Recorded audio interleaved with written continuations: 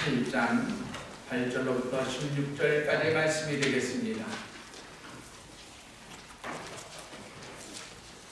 여러분들 가지신 구약성경 545면을 전율해서 보시면 되겠습니다.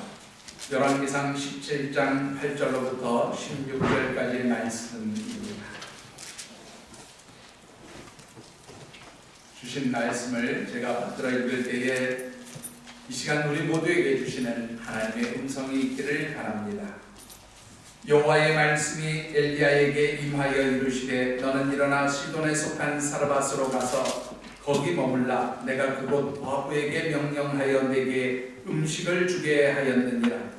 그가 일어나 사르밧으로 가서 성문에 이를 때에 한 과부가 그곳에서 나뭇가지를 줍는지라. 이에 불러 이르되 청하건대 그릇에 물을 조금 가져다가 내가 마시게 하라. 그가 가지러 갈 때에 엘리야가 그를 불러 이르되 청하건대 네 손에 떡 한 조각을 내게로 가져오라. 그가 이르되 당신의 하나님 여호와께서 살아계심을 두고 맹세하노니 나는 떡이 없고 다만 통에 가루 한 움큼과 병에 기름 조금뿐이라. 내가 나뭇가지 둘을 주어다가 나와 내 아들을 위하여 음식을 만들어 먹고 그 후에는 죽으리라. 엘리야가 그에게 이르되 두려워하지 말고 가서 네 말대로 하려니와 먼저 그것으로 나를 위하여 작은 떡 한 개를 만들어 내게로 가져오고 그 후에 너와 네 아들을 위하여 만들라. 이스라엘의 하나님 여호와의 말씀이 나 여호와가 비를 지면에 내리는 날까지 그 통에 가루가 떨어지지 아니하고 그 병에 기름이 없어지지 아니하리라 하셨느니라. 그가 가서 엘리야의 말대로 하였더니 그와 엘리야와 그의 식구가 여러 날 먹었으나 여호와께서 엘리야를 통하여 하신 말씀같이 통에 가루가 떨어지지 아니하고 병에 기름이 없어지지 아니하니라. 아멘.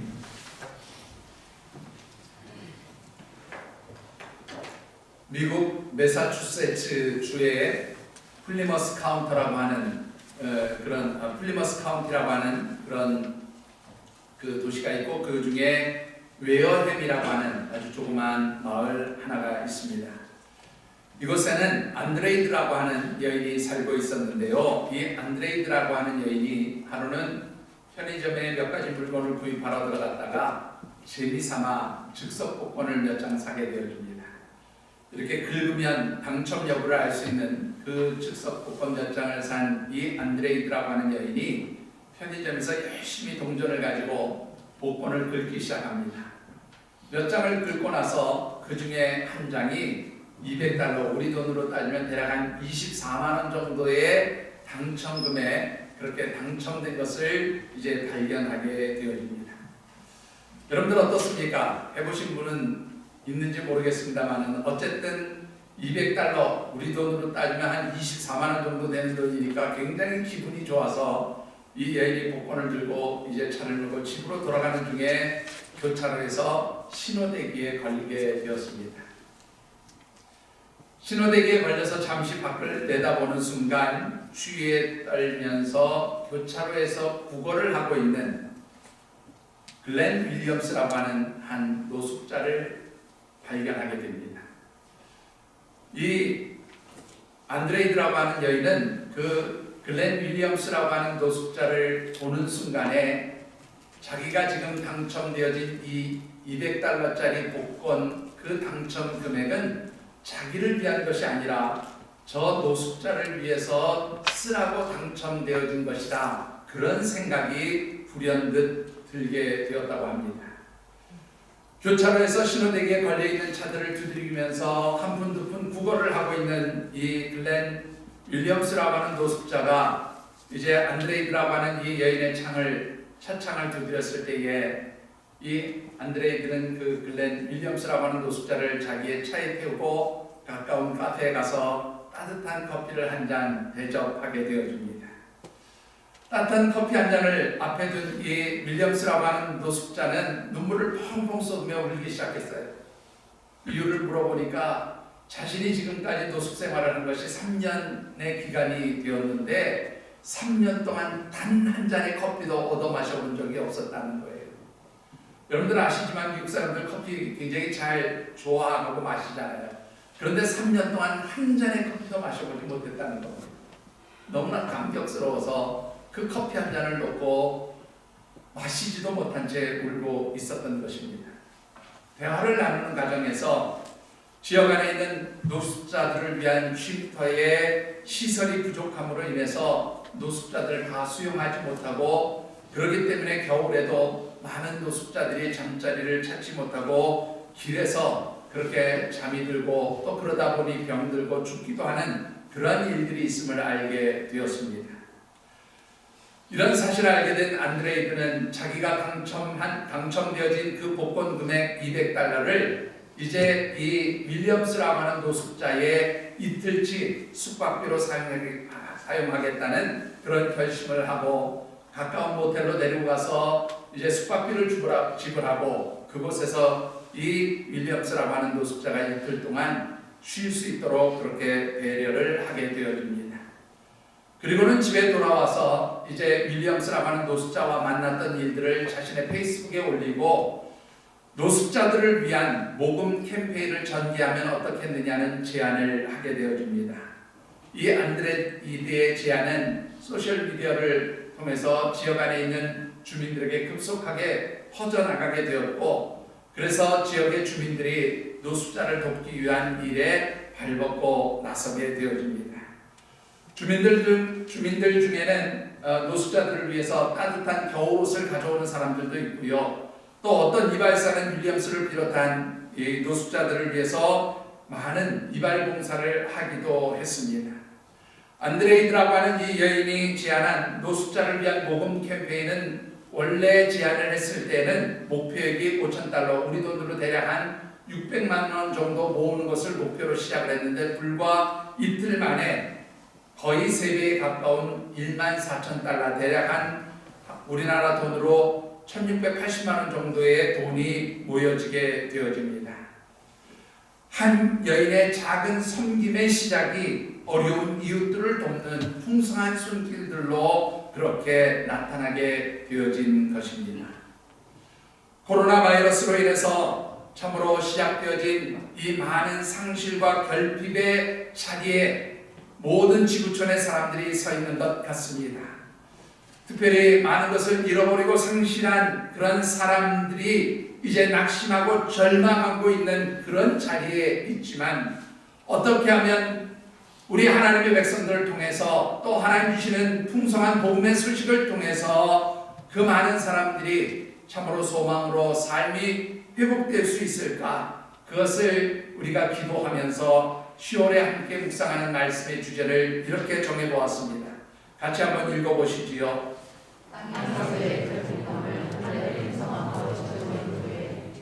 한 번 더 읽어보실까요?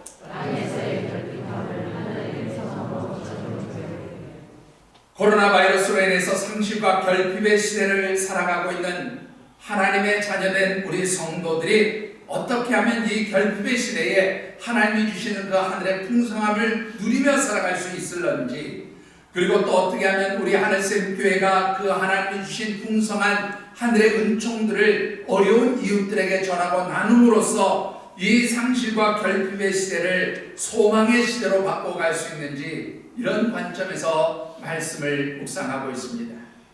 그래서 지난 10월 첫 번째 주일은 우리 하늘샘 교회 19번째 생일을 맞이하면서 하늘샘 교회와 우리 교회의 모든 성도들, 하나님의 자녀된 성도들에게는 상실과 결핍으로 인해서 힘들어하는 이 세상 사람들, 하나님을 알지 못하는 사람들에게 하나님께서 주시는 그 하늘의 풍성함의 소식을 전해야 할 사명이 있다는 그런 말씀을 드렸습니다. 지난 두 번째 주일에는 결핍과 상실로 인해서 절망 가운데 있는 우리들이 소망 가운데 다시 일어설 수 있게 하는 힘이 무엇일까? 그것은 우리와 함께 하시는 주님 안에서 우리가 믿음으로 간구하고 주님의 말씀에 순종할 때에 하나님 주시는 풍성한 은총이 있게 되고, 그 은총을 받게 될 때에 우리가 다시금 일어설 수 있는 소망의 힘이 있음을 말씀드렸습니다. 오늘 세 번째로 드리고 싶은 말씀은, 이제 이 결핍과 상실의 시대를 하나님이 풍성함으로 채우시기 위해서 섬김의 삶을 살아가는 그런 성도들, 하나님의 자녀들을 사용한다는 말씀 드리고 싶습니다. 오늘 우리에게 주신 하나님의 말씀은 3년 6개월의 기근 동안에 사르밧에 있는 한 과부 여인의 섬김을 통하여 엘리야와 과부 여인의 가정을 풍성케 하신 하나님의 기적이 기록되어진 말씀입니다. 특별히 주신 말씀을 묵상하는 가운데 사랑하는 우리 모든 하늘샘 가족 여러분들과 또 우리 하늘샘 교회가 이 지역사회 안에서 아름다운 섬김의 삶을 살아갈 수 있는 교회와 성도들이 되어지고, 그럼으로 인해서 우리 교회와 또 여러분들의 삶의 주변을 풍성하게 만드는 그런 축복의 교회, 또한 축복의 성도들이 되어지기를 주님의 이름으로 축원합니다. 자, 오늘 주신 말씀을 통해서 우리가 먼저 묵상해보고 싶은 것은 왜 우리가 인생을 살아가는 동안에 기근을 만나게 되어지는가 하는 것입니다. 결론부터 말씀드리면 하나님과 친밀한 관계가 단절되어지면 인생의 기근이 찾아오게 되어짐을 말씀드립니다. 주신 참고 말씀 17장 1절의 말씀을 우리 같이 한번 받들어 읽어보겠습니다.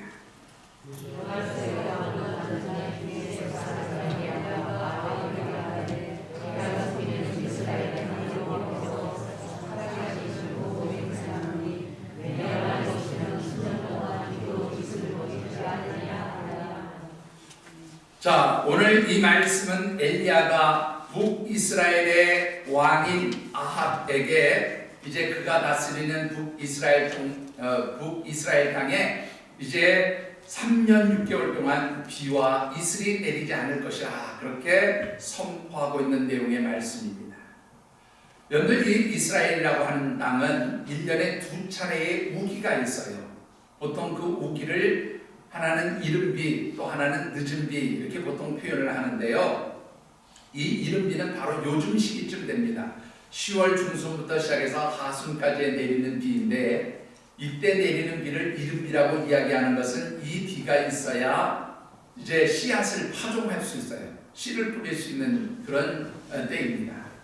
우리는 봄에 보통 씨앗을 뿌리지만 이 이스라엘은 그 기후적인 특성상 우리로 얘기하면 요맘때쯤 10월 중순쯤에 이제 곡식을 파종하게 되어지는데, 이때 내리는 비가 바로 이른비고, 또 이 비가 있어야 씨앗을 뿌릴 수가 있어요. 우리로 말하면 봄비가 있어야 씨를 뿌리는 것과 마찬가지입니다.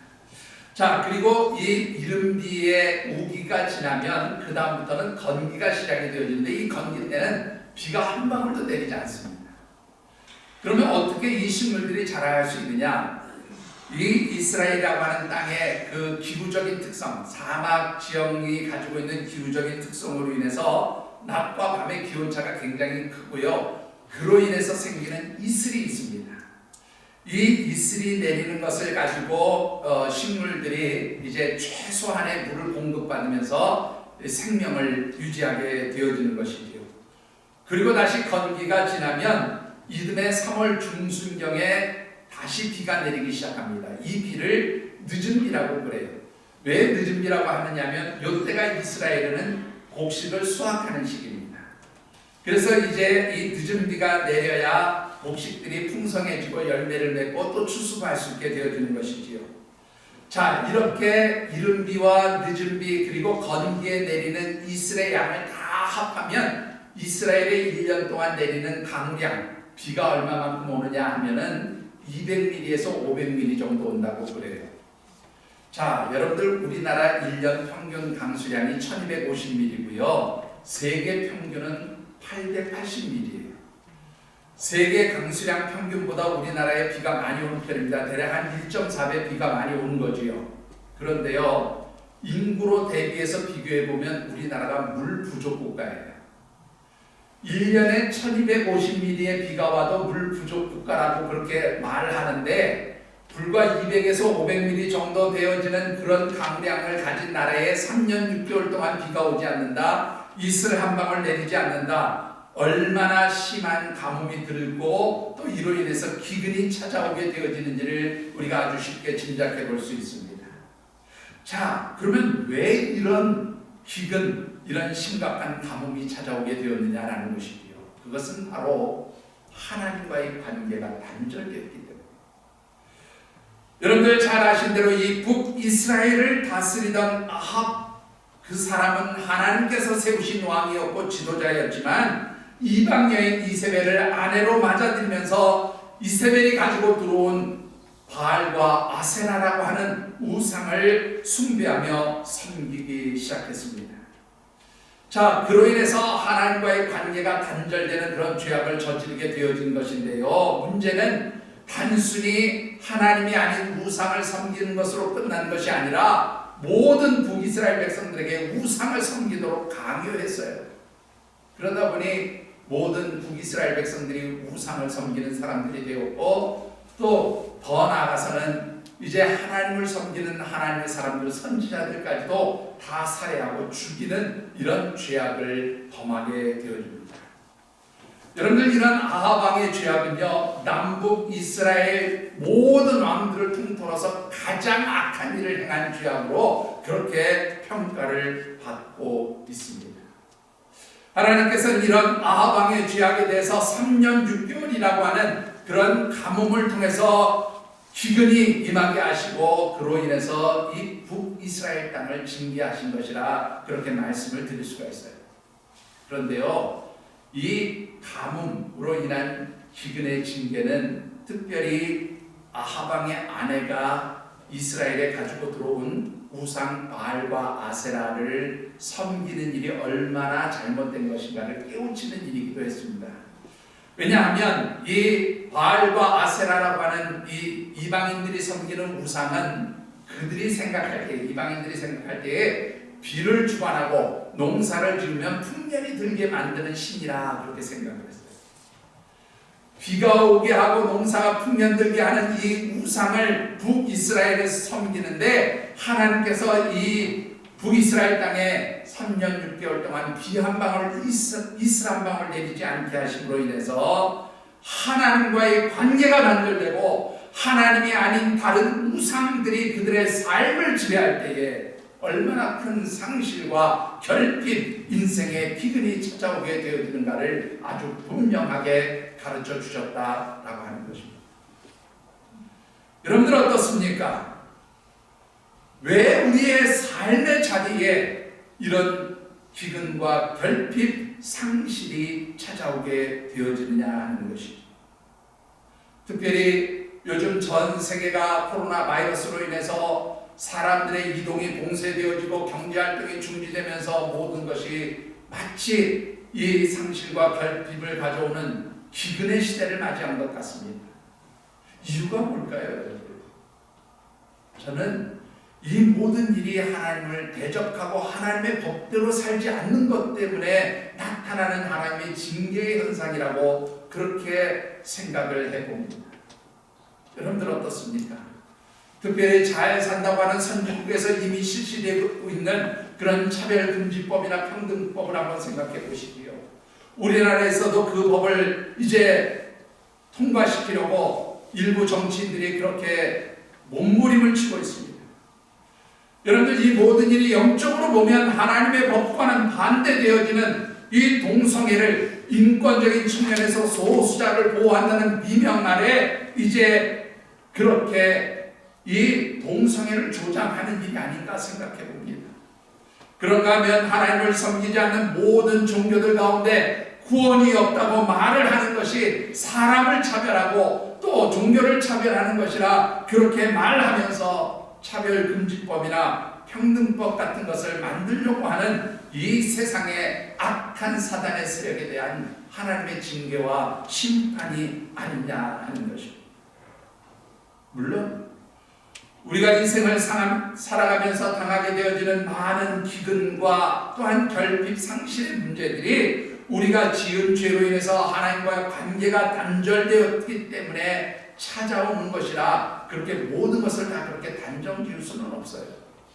그 외에도 여러 가지 상실과 결핍, 인생의 기근이 찾아오는 원인과 이유들이 있을 수 있기 때문이라 하는 것이지요.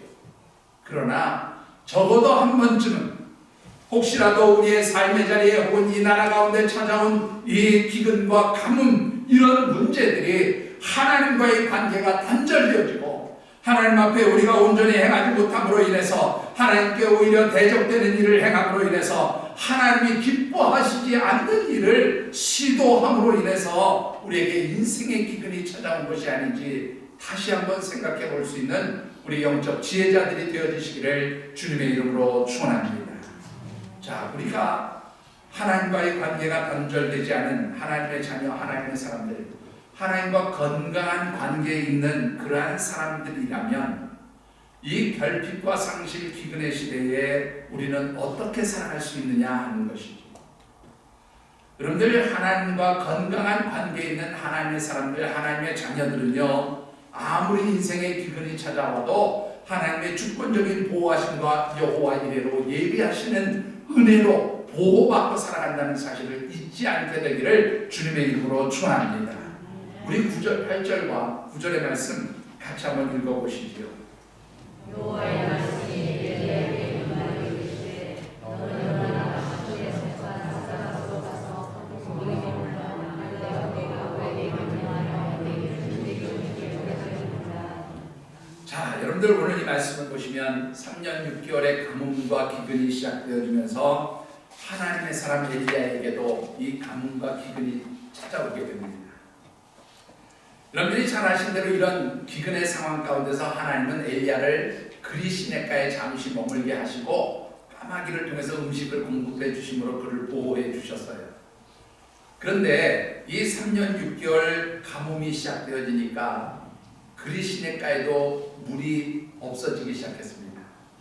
이 그리 시내라고 하는 곳은요, 와디 지형이에요. 이 와디입니다. 와디. 이 와디라는 게 뭐냐면 비가 오는 우기에는 물이 흘러서 냇물도 되고 강물처럼 보이기도 하는데 건기가 돼서 비가 그치면 어떻게 돼요? 건천, 마른 그런 개천이 돼버려요. 물이 흐르지 않는 개천이 돼버립니다. 이런 곳을 와디라고 그래요. 근데 이 그리시네가 바로 와디였습니다. 하나님이 북이스라엘을 비롯한 그 여러 주변에 이제 비 한 방울, 이슬 한 방울 내리지 않으니까 이 그리시네가 말라버린 거죠. 그러니까 하나님이 엘리야에게 말씀하시기를 이제 사르밧으로 가라, 그렇게 말씀을 하셨습니다. 이 사르밧이라고 하는 이름은요, 원문에 보면 차르파트라고 하는 히브리어를 쓰고 있는데 이거를 우리말로 번역하면서 사르밧 그렇게 번역을 했는데 이 차르파트라고 하는 말은 무슨 말인가 하면 염색한다 그런 말이에요. 이 사르밧이라고 하는 곳이 염색 공업이 발달한 지역이에요. 특별히 시돈 땅에 속해 있는 곳으로서 그 지중해 연안에 있는 그런 성읍 중에 하나인데요. 특별히 이 시돈 땅 사르밧은 이세벨의 친정 아버지인 에발이 다스리는 그 나라의 한 성읍입니다. 자, 우리가 살고 있는 파주 그러면 경기도의 가장 서북부 지역에 있는 도시예요. 그렇죠? 그런 것처럼 이 시돈 땅에서 사르밧이라고 하는 도시 성읍은 시돈에서 가장 외곽에 있는 그런 성읍 중에 하나입니다. 자, 그런데요, 하나님이 북이스라엘 땅이나 남유다 땅, 하나님을 알고 있고 하나님을 섬기는 사람들이 있는 곳으로 이 엘리야를 가라고 명한 게 아니라 어디로 가라고 그래요? 시돈 땅 사르밧이라고 하는 곳을 가라는 것입니다. 여러분들, 이거는 좀 이해가 안 될 수 있어요. 여러분들 한번 잘 생각해 보십시다. 시돈 땅 사르밧이 누구의 고향이라고 말씀드렸어요? 여러분들이 잘 아시는 이세벨, 이 하나님을 섬기지 않고 우상을 섬긴다고 엘리야가 책망함으로 인해서 이 엘리야를 눈의 가시처럼 생각하는 아합과 이세벨, 그 이세벨의 출신 지역이 바로 이 시돈 땅이에요. 이세벨의 친정 아버지가 바로 시돈 왕이고요. 그 시돈 왕이 다스리는 땅 중에 하나가 바로 이 사르밧이라 하는 곳입니다. 이세벨이 이스라엘 북이스라엘에 가지고 온 바알 숭배의 본거지, 그런 곳이 바로 이 시돈 땅이에요. 그런데 이 시돈 땅에 하나님의 사람을 이제 시돈 땅 사르밧으로 가서 3년 6개월 동안 하나님이 거기서 머물러 있으라 그렇게 보내십니다. 여러분들 한번 생각해 보세요. 이세벨이 이 엘리야를 잡으려고 말이죠, 여러 곳에다가 알렸을 겁니다. 아마 자기 아버지 엣바알에게도, 아버지 혹시 우리 북이스라엘에서 선지자로 활동하는 엘리야가 만약에 시돈 땅에 들어오면 바로 잡아서 그렇게 우리 북이스라엘로 압송해 보내주세요. 아마 그렇게 이야기했을지도 모릅니다. 제 얘기가 아니고 성경학자들이 그렇게 표현을 합니다.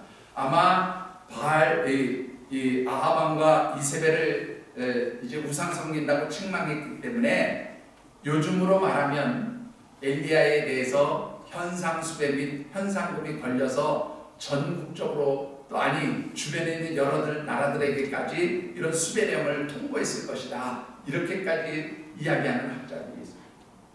자, 이런 상황에서 시돈 땅 사르밧으로 간다. 우상숭배 본거지인 곳으로 하나님의 사람이 간다. 이거는 어떻게 합니까? 우리가 볼 때는 그야말로 호랑이 굴에 스스로 죽으러 들어가는 것과 다를 바가 없는 거죠. 하나님 그런데 그렇게 하라고 말씀하십니다.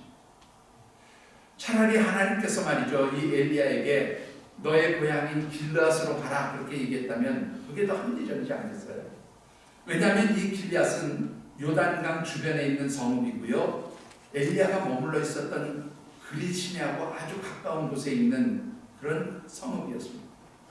고향으로 가야 아는 사람도 있고 도움받을 사람도 있을 텐데, 하나님은 이 길르앗과는 정반대인 바로 지중해 서쪽 연안에 있는 그리시네로부터 무려 120km나 떨어진 곳에 아는 사람도 도와줄 사람도 없는 이방의 나라, 원수의 그 엘리야를 원수같이 여기는 이세벨의 고향 땅에 가서 있으라고 하나님 말씀하십니다.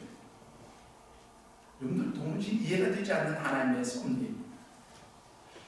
그런데 오늘 여기서 우리는 하나님께서 이 엘리야를 시돈 땅 사르밧으로 보낸 이 사건을 통해서, 이 일을 통해서 하나님께서 하나님의 자녀들을 어떻게 보호하시고 지키시는지, 그 하나님의 역사하시는 손길 두 가지를 볼 수가 있다라는 거예요.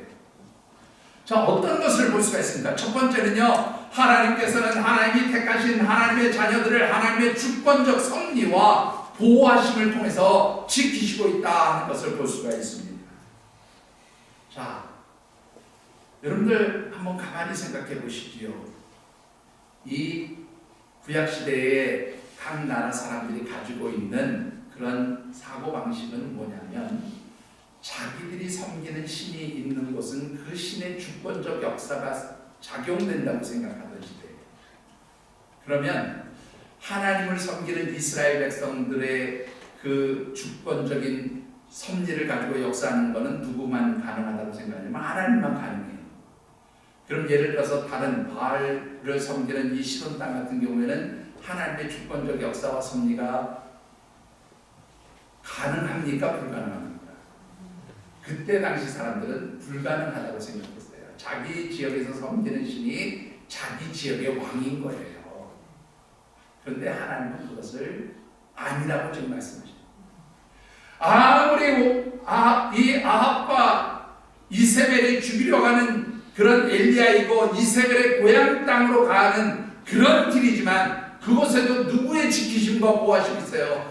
하나님의 지키심, 하나님의 보호하심이 거기에 있다는 것을 하나님 분명히 보여주고 계시다, 그런 얘기입니다.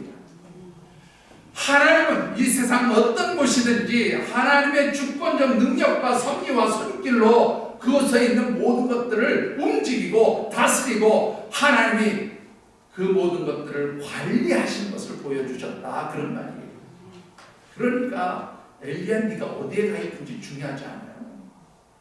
아무리 사지와 같은 곳에 가 있을지라도 그곳에 누구의 역사하심이 있어요? 하나님의 주권적 역사하심이 있음을 분명히 보여주셨다, 그런 말이에요. 여러분들 한 가지 더 보시죠. 오늘 여기 9절의 말씀을 보면 하나님께서 이 사르밧 여인, 과부의 여인에게 엘리야를 먹일 수 있도록 명령해 놓으셨다, 그렇게 말씀합니다. 그런데 우리가 이 성경 전체를 쭉 읽어보면 이 여인이 하나님 앞에 무슨 명령 받은 것 같지 않아요. 그런데 하나님 명령하셨다고 그렇게 말씀합니다. 여러분들, 이 하나님이 명령하셨다는 말은 이 여인, 하나님을 알지 못하는 여인입니다. 하나님을 섬기지 않는 여인이에요. 이 여인이 엘리야에게 당신이 섬기는 하나님 이렇게 표현한 것을 보면 이 여인은 하나님에 대해서 잘 알지 못하고 나와 만약 하나님을 섬기는 사람이었다면 나와 우리의 하나님 이렇게 표현했을 터인데 당신의 하나님 그런 것은 하나님 나는 섬기지 않지만 당신이 섬기는 하나님 이런 뜻이거든요.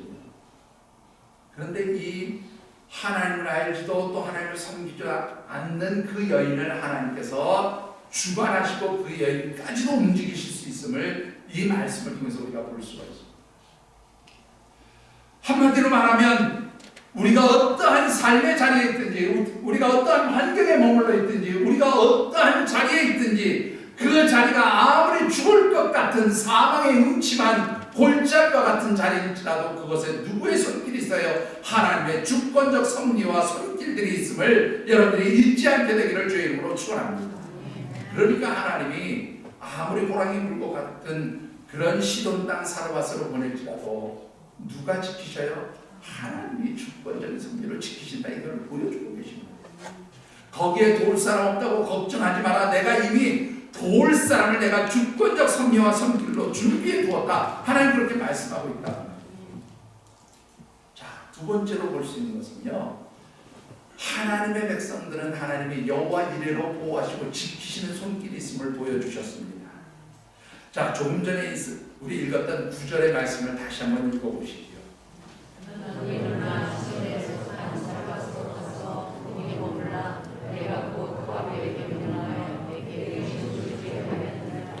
자, 여러분들 여기 보시면 하나님께서 그 과부에게 명령하여 그렇게 말씀하고 있죠. 이 명령하다라는 말을 히브리어 원문 성경에 보면 완료형으로 쓰고 있어요. 이 완료형으로 썼다는 것은 이미 그런 행동을 하나님이 하셨다, 끝내셨다 그런 얘기예요.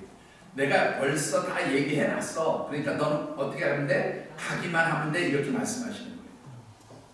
그런데 조금 전에도 제가 말씀을 드렸지만 이 사르밧 과부 여인이 하나님께 무슨 명령을 받은 것처럼 보여지지 않아요. 그렇죠? 아, 잘 오셨습니다. 하나님의 사람이요. 하나님이 지금 미리 나에게 말씀해 주셔서 제가 당신을 대접할 좋은 것들을 준비하고 당신을 위해서 편안한 방도 준비하고 모든 것을 다 준비해 놨습니다. 이렇게 대답해야 이게 미리 명령하셔서 준비해 놓은 거죠. 그렇지 않겠어요? 아무런 준비가 되어 있는 것으로 보이지 않아요. 그런데 하나님 뭐라고 해요? 내가 이미 명령해 놓았다. 내가 이미 준비해 놓았다. 그렇게 말씀하고 계신 거예요. 여러분들 이 말씀을 좀 이해하려면 우리가 창세기 22장에 나온 여호와 이레의 사건을 잠시 살펴보는 것이 좋을 것 같습니다.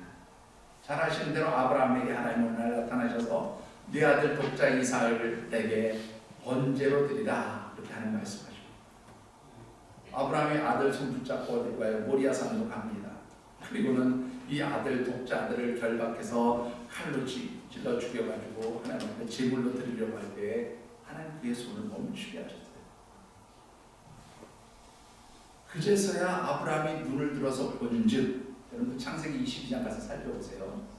눈을 들어서 본즉 자기 뒤에 숯불에 수양 하나가 뿌리 나뭇가지에 걸려있는 것을 발견하게 된지라 그 양을 가져다가 이삭을 대신하여 하나님께 번제물로 드렸다. 그렇게. 그럼 여러분 한번 상상해 보시죠. 한번 그 장면을 상상해 보시면 하나님이 아브라함이 이삭을 결박하고 이제 칼로 죽이려는 그 순간 그 사이에 수양을 갖다가 준비해 놓으셨겠어요. 이미 하나님은 준비해 두셨던 거예요. 그런데 아브라함이나 이삭이나 누구도 그 수양을 발견하지 않았어요. 하나님 정하신 때가 되니까 그 수양이 눈에 들어오게 된 거죠. 여러분들은 어떻습니까? 하나님이 여호와 이레로 준비해 두시는 모든 일들이 다 이와 같아요. 우리의 눈에는 하나님의 준비해 두심이 보이지 않습니다. 여호와 이레 말하지만 그 하나님의 손길이 보이지 않아요. 그래서 두려워합니다. 그래서 걱정합니다. 그래서 염려합니다. 그런데요, 믿음의 가지고 보시면 하나님이 준비해 두신 것이 보이는 거예요. 여러분들 어떻습니까? 이삭이 아버지에게 묻습니다. 이제 모리아산으로 함께 가면서 아버지 여기 다 준비됐는데 하나님께 번제로 드릴 어린 양은 어디 있습니까? 그때 아브라함의 대답이 뭔지 아세요? 하나님께서 그의 산에서 자신을 위하여 친히 준비해 두실 것이다. 지금 수양이 눈에 보이지 않아요. 아들을 죽이려는 그 순간에도 수양이 눈에 보이지 않았어요. 그런데 아브라함에게 있었던 믿음이 무엇입니까? 여호와 이래 하나님이 준비해 두실 것이다. 이 믿음이 있었다 그 말입니다. 여러분들, 엘리야의 눈에 지금 보이는 거 없어요. 이 사르밧 여인의 눈에 보이는 거 없어요. 그러나 하나님은 이미 이 사르밧 여인과 엘리야를 위해서 3년 6개월 동안 먹고 살 준비 다 해놓으셨다는 말이에요. 이것을 볼 수 있는 사람이 바로 누구입니까? 믿음의 눈을 가진 사람들인 줄 믿으시기 바랍니다. 하나님께서요, 아무리 힘들고 어려워도 하나님과 영적으로 바른 관계에 있는 사람들에게는 바로 무엇을 주세요? 여호와 이래 예비하신 손길을 두시는 줄 믿으시기 바랍니다. 이것을 여러분들이 믿음의 눈으로 볼 수 있게 되기를 주님의 이름으로 축원합니다. 자, 그렇다면 이 하나님의 주권적 섭리, 도우심, 예비하시는 손길 안에서 살아가는 하나님의 백성들은 이제 어떻게 살아야 될까요? 여러분들, 오늘 본문 가운데 10절로부터 12절까지의 말씀을 같이 한번 더 읽어보겠습니다.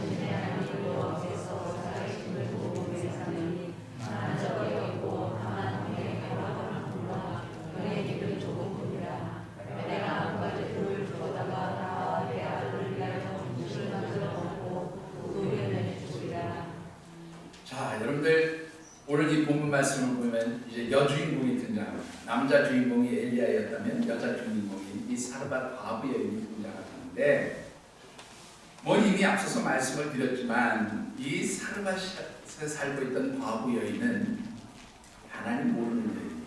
하나님 섬기지 않는 여인이었습니다.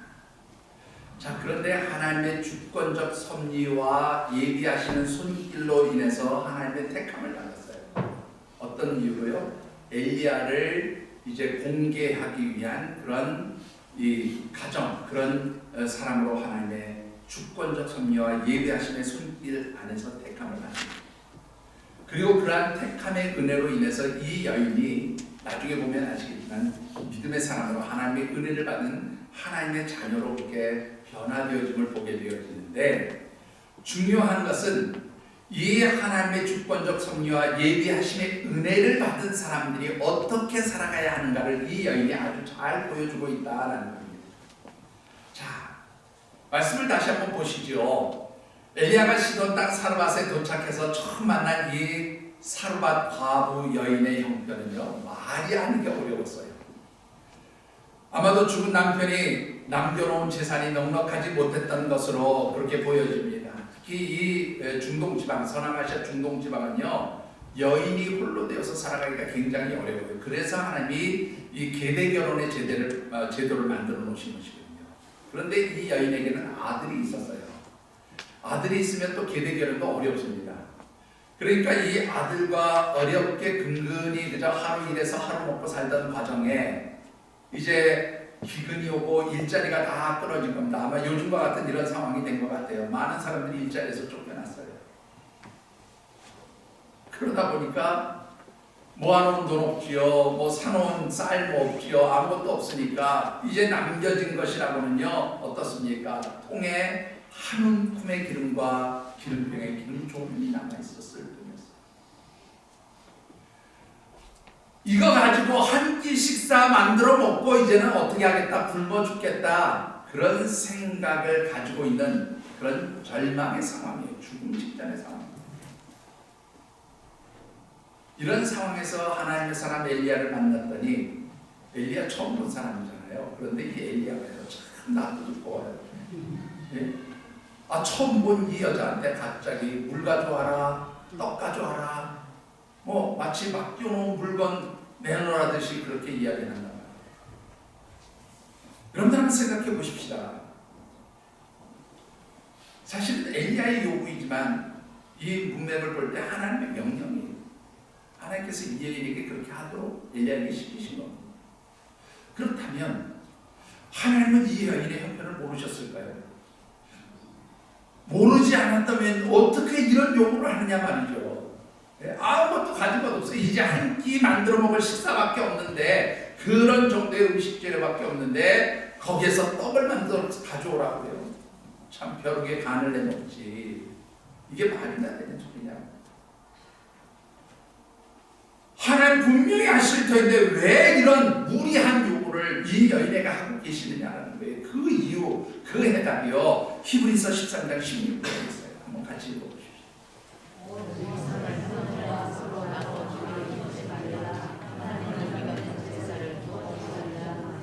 여러분들, 선을 행함과 나누어 주기를 잊지 말라. 이 하나님은 이 같은 제사를 기뻐하시느냐. 풀어서 말씀드릴까요? 선을 행하며 어려운 이웃들에게 나누어 주는 것, 그것을 하나님은 마치 무엇처럼 여긴다? 하나님께 제사 드리는 것, 예배 드리는 것처럼 여긴다. 하나님 그것을 기뻐하신다. 그런 말씀입니다. 바꾸어 말하면 비록 네가 가진 것 얼마 되지 않지만 그 얼마 되지 않는 것 가지고 어려운 이웃들과 한번 나누어 보아라. 이것이 곧 하나님께 예배드리는 것, 하나님을 섬기는 것과 다르지 않다. 나는 그것을 참으로 기뻐한다. 하나님 그렇게 말씀하십니다.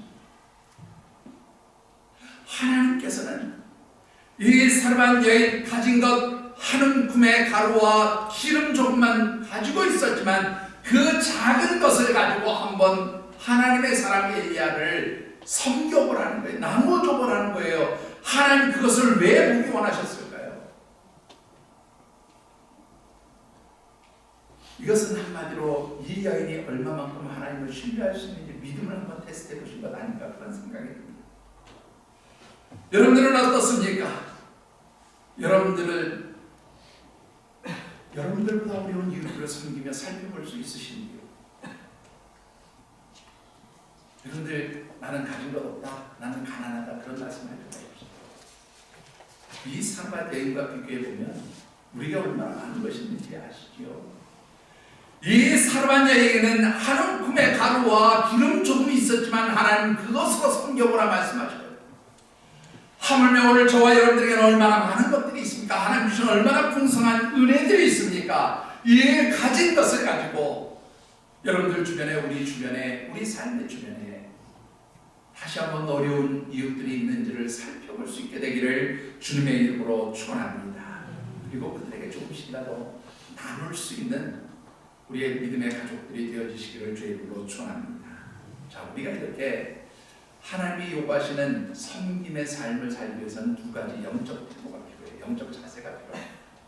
자, 어떤 자세입니까? 첫 번째는요, 나를 포기하는 게 중요해요. 나를 포기한다는 말은 다른 말로 하면 나의 욕심을 버리는 것과도 통한다고 그렇게 생각이 됩니다. 나의 욕심, 내가 움켜쥐고 있는 것을 포기하는 게 중요해요. 자, 여러분들 12절의 말씀을 다시 한번 읽어보시죠.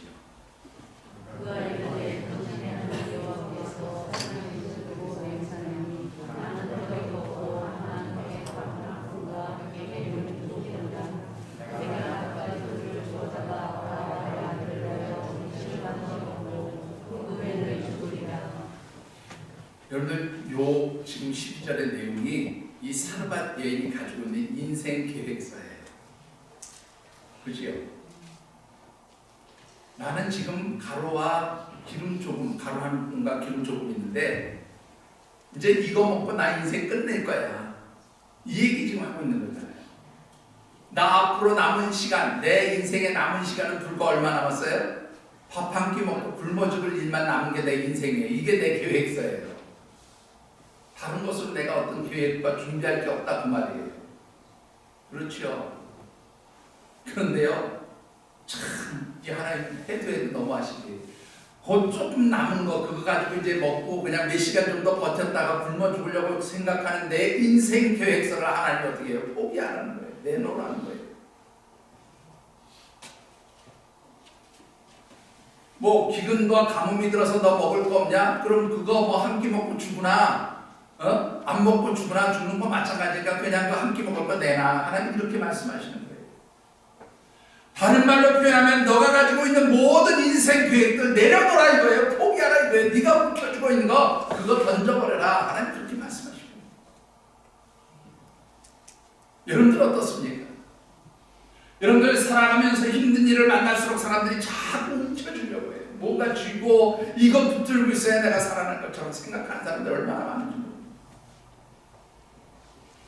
그런데 여러분들 세상 것 아무리 움켜줘봐야 그거 완벽하지 않아요. 그거 한 끼 식사하고 나면 굶어 죽을 것처럼 그 우리가 준비한 계획서요. 얼마 지나고 나서 여러분들 다 허무하고 펑크나고 아무것도 아닌 거 다 여러분들이 느끼시잖아요. 하나님 그거를 내려놓으라고 말씀하셔요. 그거를 포기해라. 내가 움켜쥔 것, 너의 계획, 너의 생각, 너의 이성, 내가 준비하고 계산하는 그 모든 것 다 어떻게 해요? 포기해라. 그래야 누구의 역사가 시작되는 거예요? 하나님의 역사가 시작된다. 여러분들 힘들고 어려우십니까? 포기하세요. 죽으라는 얘기가 아니라 하나님께 맡기시라고. 하나님 앞에 가서 죽으시라고. 하나님 내 일로 할 수도 없어요. 하나님 내가 하나님 앞에서 죽겠습니다. 하나님 도와주세요. 하나님께 내어드리고 맡기세요. 그때의 하나님의 역사가 시작됩니다. 나의 모든 인간적인 욕심, 인간적인 생각, 인간적인 방법, 인간적인 계획들이 죽어야 하나님의 역사, 하나님의 방법이 시작되는 거죠. 여러분들 두 번째로 해야 할 것이 무엇입니까? 두려움을 뛰어넘는 거예요. 두려움을 뛰어넘는 거예요. 13절 한번 읽어보십시오.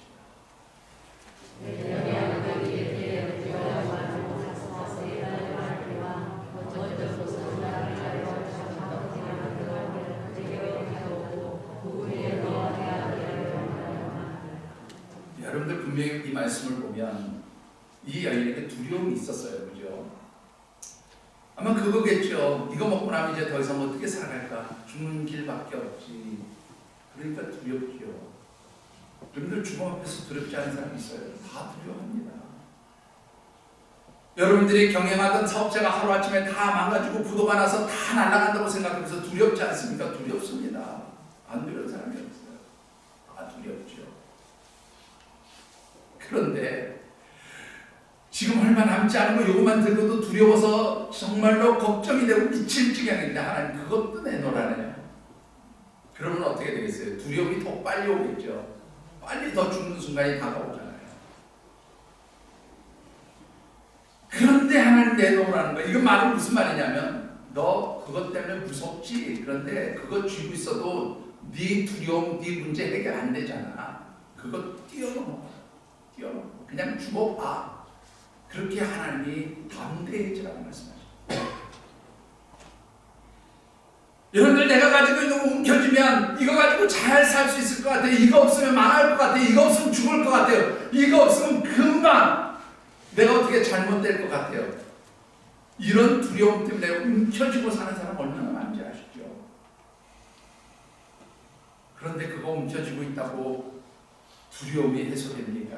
걱정이 해소됩니다. 해소될 거 아무것도 없어요. 그냥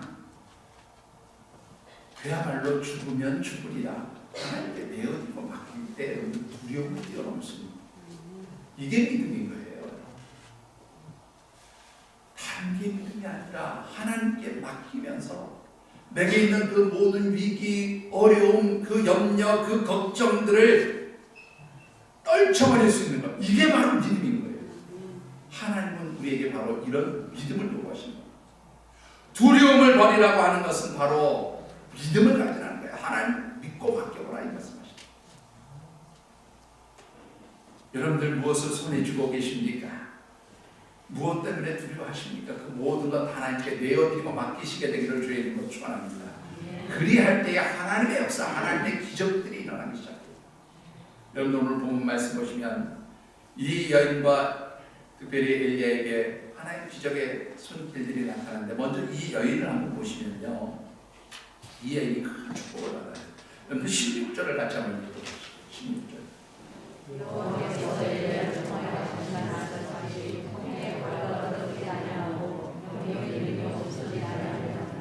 여러분들 여기 보시면 없어지지 아니하다 하는 단어. 이 없다라고 하는 단어가 하체르라고 하는 단어를 쓰는데요. 이 하체르라고 하는 말은 말 그대로 그냥 부족하다, 결핍되었다, 모자라다 이런 뜻이에요. 그런데 여기에 low라고 하는 단어가 붙으면 영어로 얘기하면 no, 아니다, 아니면 not 이런 뜻이 되어져요. 이 low라고 하는 단어가 그런 뜻을 가진 단어니까 low 하체르 이러면 없어지다가 아니라 뭐예요? 결핍되어지다가 아니라 다시 뭐가 되냐면 이럴 때는 풍성해지다 그런 뜻으로 사용이 되죠.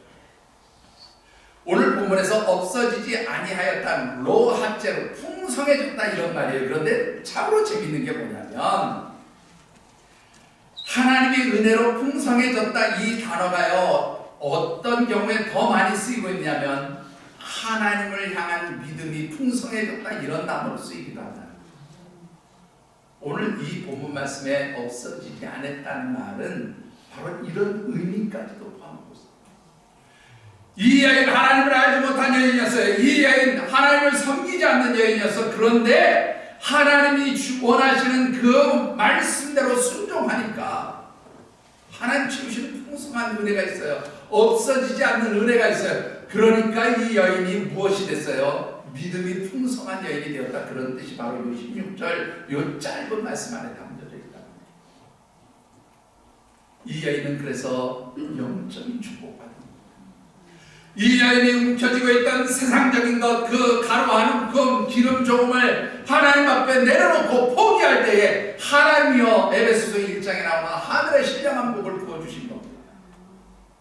이 영적인 축복이 부어지니까 여러분들 이 여인이 믿음의 사람으로 바뀌었어요. 은혜의 사람으로 바뀌었어요. 하나님과 온전한 전통을 하는 하나님의 사람, 하나님의 자녀가 되었어요. 이게 바로 주시는 영적 축복. 여러분들이 세상의 것을 움켜쥐고 이거 놓지 못하고 있을 때 하나님 주시는 하늘의 신령한 복이 없어요.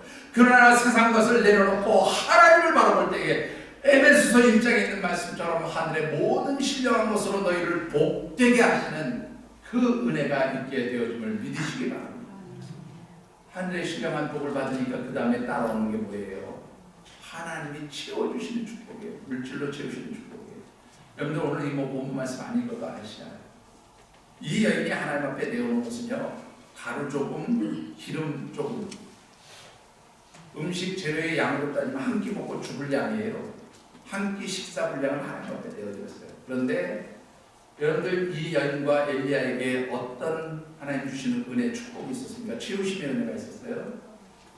여러분들 엘리야가 그리시네가에 머물러 있던 시간 길어봐야 한 달이 안 되었을 거예요. 그럼 적어도 3년 5개월 이상, 날수로 따지면 1000일 이상, 그냥 1000일만 된다고 치자고요. 1000일만 된다고 쳐도요 하루 삼시세끼 먹으면 3000끼를 먹어야 되는데 한 끼 드리고 3000끼 이상을 하나님 채워주셨다. 하나님은요 절대로 빌려가신 거 공짜로 그냥 있는 것만 주시는 분이 아니에요. 여러분들 잠언 19장 17절 말씀 같이 읽어보시고요.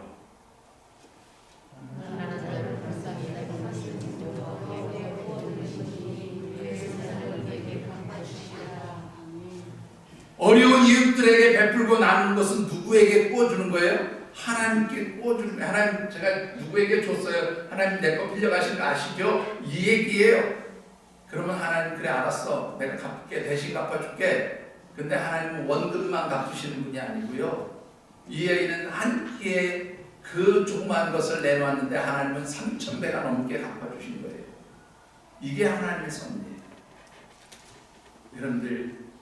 여러분들의 삶이 섬김의 삶이 되어지시기를 주의 이름으로 축원합니다. 그리할 때 풍성해져. 말씀을 맺고 싶습니다. 그런데 왕의 재정이라는 세미나 또 강의로 유명한 김미진 우리 간사라고 보통 부르는데 아시는지 모르겠어요. 지금은 여자 장로님이신 분인데요.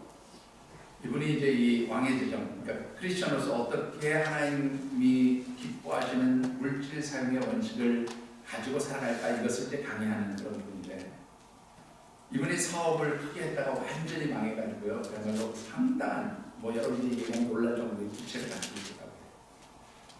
이 부채 가운데서 이제 다시 일어서기 위해서 다시 조그마한 사업을 시작했는데 이제 사업을 시작했다니까 뭐 웬만한 규모의 기업체를 시작한다고 그렇게 생각하시고 그러는데 인천에 살면서 이 고향 일산에다가요 2평짜리 가게를 하나 간신히 얻었대요. 그곳에서 뭐를 시작했냐면 안경점을 시작했답니다. 2평짜리 안경점 상상이 가십니까? 여러분들 요즘에 안경점도 커야 장사가 돼요. 이 2평짜리 안경점을 가지고 다시 사업을 시작했다고 시작한 거예요. 집은 인천, 사업장은 고향. 오는데 여러분들 어떻습니까? 다 망해서 차도 없고요. 그러니까 버스 타고 가야 되는 거예요. 대중교통수가 위험해요. 다녀보셨어요? 인천에서 고향까지요. 차를 가지고 뭐 1시간 남짓 걸립니다. 차 빠르면 뭐 한 40분이면 와요. 차만 빨리. 버스 타고 오면 어떻습니까? 2시간, 3시간 걸립니다.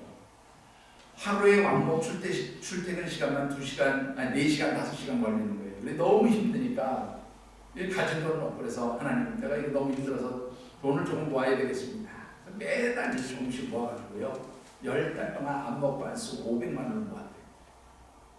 500만 원을 모아서 400만 원은 경차 중고차 하나 사고 나머지 100만 원 가지고 차량 등록, 뭐 이전, 또 보험료 이런 거 쓰겠다 생각하고 500만 원을 모아가지고 이제 그거를 적금을 타서 이제 오늘이나 내일은 중고자동차 시장 가봐야지 기대감에 부풀어서 출근을 하는데 하나님 마음속에 감동을 하나 주시더라고요. 무슨 감동을 주시더라고요. 야, 너 500만 원 있지? 그거 지금 어느 나라에서 선교하고 있는 누구는 공산주의한테 그 돈 다 보내라? 하나님 그런 말씀하시더라고요. 여러분들 같으면 어떻게 하시겠습니까? 이 김미진 그때 당시는 뭐 집사쯤 되었겠죠. 이 김미진 동거가 하나님 배려해서 너무하십니다. 진짜 내가 얼마나 힘들게 출퇴근하는지 아시잖아요. 그런데 이거 지금 간신히 모아서 중고차 하나 사겠다고 이 돈 모았더니 그거를 그냥 내놓으시라고. 하나님 말도 안 돼요. 하나님 앞에 따지기도 하고 불평도 하고 원망도 하고 그랬는데 하나님 답은 똑같은 보내라. 화련적인 불편한 마음으로 와서 일을 하다가 집에 돌아갔는데도 편하지 않으니까요. 에라 모르겠다. 이판삼판 뭐 하나님이 보내라니까 난 모르겠다. 그러고 보내고 나서도 편해지는 게 아니라 화가 나더라는 거예요. 너무 속이 상하더라고요. 그리고 다음날 아침에 출근할 때도 입이 백발이 나와가지고 화가 나서 출근을 하는데 친구가 전화가 왔대요. 잘 사는 친구인데 야 저녁 먹자 내가 먼저 밥 사줄게. 그리고 전화가 왔대요. 별로 밥 먹고 싶은 마음도 없는데 친구가 하도 간곡하게 밥을 먹자 하니까 에이 그래 만나서 수다 하나 떨다가 스트레스나 풀어야지. 그러고 이제 만나기로 한 거예요. 갔더니 스트레스가 풀리는 게 아니라 더 열받는 일이 시작된 겁니다. 이 친구가 자동차 길을 하는 내가 이번에 뭐가 어떻게 돼서 좋은 차를 샀는데 이게 1억 정도 되는 외제차 걸랑 그러면서 얘기를 하는데 밥은커녕 그 자리를 그냥 뛰쳐나와야 되겠더라는 거죠. 소화가 안 될 것 같아요. 그래서 이제 하나님 앞에 그냥 한바탕 속으로 원망하면서 이제 일어섰는데 이 친구가 하루 잡은 사실은 그게 아니고 그러면서 말을 시작합니다. 이 친구도 굉장히 신실한 하나님의 사람이고 또 이제 여유가 있는 거거든요. 오늘 내가 아침에 새벽에 가서 기도하는데 하나님이 너한테 차 하나 살까 하시더라. 그래서 하나님 주신 이 말씀대로 내가 분명히 해야 될 것 같은데 무슨 차를 사줘야 될까 그렇게 생각하다가 내가 일단 가장 좋은 차로 생각하는 이 외제차를 생각해봤는데 너는 어떻게 생각하냐 그렇게 묻더라는 거예요. 자기가 살려고 한 게 아니라 친구를 주려고 하나님의 말씀에 따라서 그렇게 살려고 한다고 이야기합니다. 이분이 그렇게 얘기해요. 아 외제차 근데 능력 안 돼. 기름값도 많이 들고 유지비도 많이 드니까 그냥 이왕 그렇게 할 생각이면 국산차 사줘.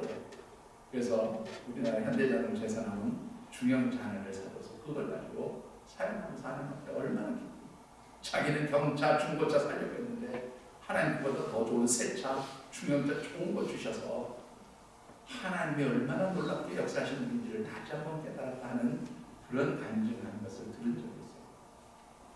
여러분들 어떻습니까?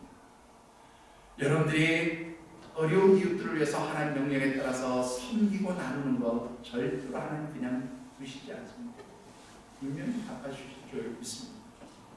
앞에 제가 교회 소식을 전하면서 우리 추수감사절 때만 되면 지역 안에 있는 어려운 목사님들 돕는 일에 여러분들이 동참해달라고 말씀드렸어요. 제가 최근에 목사님들이 조금 이 코로나 때문에 여유가 있으셔서 뭐 자주 연락도 오고 그래서 가끔 만나면 식사도 되고 하고 그래서 이야기를 듣거든요.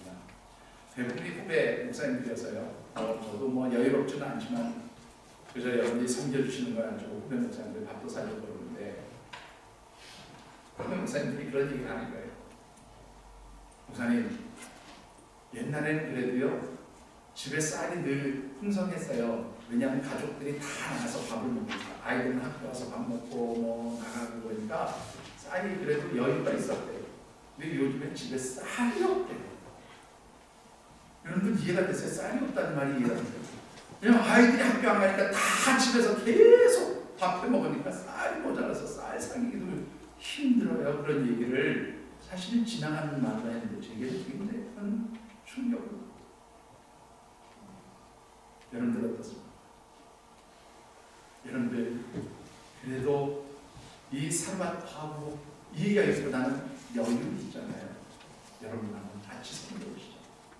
여러분들 가진 것이지만 작은 것으로 여러분들이 함께 동참해 주시면 우리 많은 어려운 가운데 있는 목사님들 볼 수 있는 줄 믿습니다. 올해가 4년째가 5년째가 그런데 해마다 늘어나고 있어요. 사실은 시기적으로 더 힘들고 어려운 때이지만 여러분들이 헌신해 주시면 이 귀한 일에 하나님께서 우리를 사용해 주실 줄 믿습니다. 이런 헌신을 통해서 여러분들의 삶의 자리도 풍성해지고 우리 교회도 하나님 풍성한 축복을 넘치도록 채워주시고 또 우리의 섬김을 받는 목사님들의 그 가정과 교회도 풍성해지게 하시는 하나님의 역사가 임하게 되어질 줄 믿습니다. 이 귀한 일에 여러분들 기쁨으로 동참해 주시고 섬김으로 풍성함을 이루어가는 우리 귀한 믿음의 가족들 우리 항상 교회가 되어지기를 주님의 이름으로 축원합니다. 기도합니다. 하나님, 참으로 힘들고 어려운 시대를 살아가지만 저희들에게 섬김의 삶을 원하시며 또한 명령하심에 저희들이 다시 한번 도전을 받습니다. 하나님, 비록 저희들이 가진 것 많지 않지만 이 모든 것이 하나님 주신 것임을 알기에 하나님 말씀대로 저희들이 순종하며 주의 종들을 섬기고 돕는 일에 또 어려운 이웃들을 돕는 일에 동참하기를 원합니다.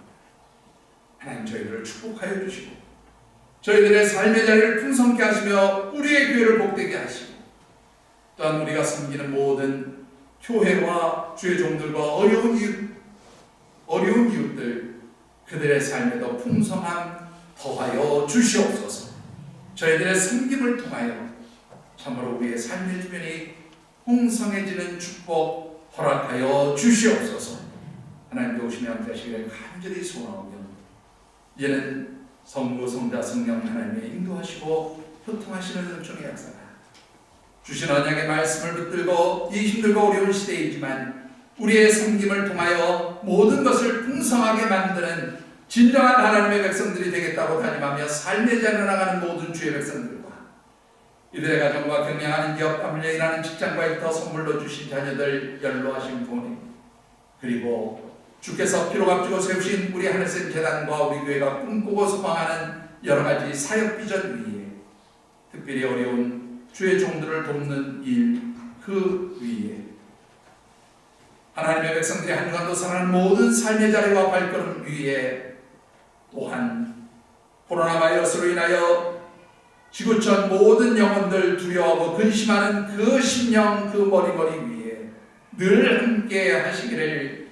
간절히 축원하여지이다. 아멘.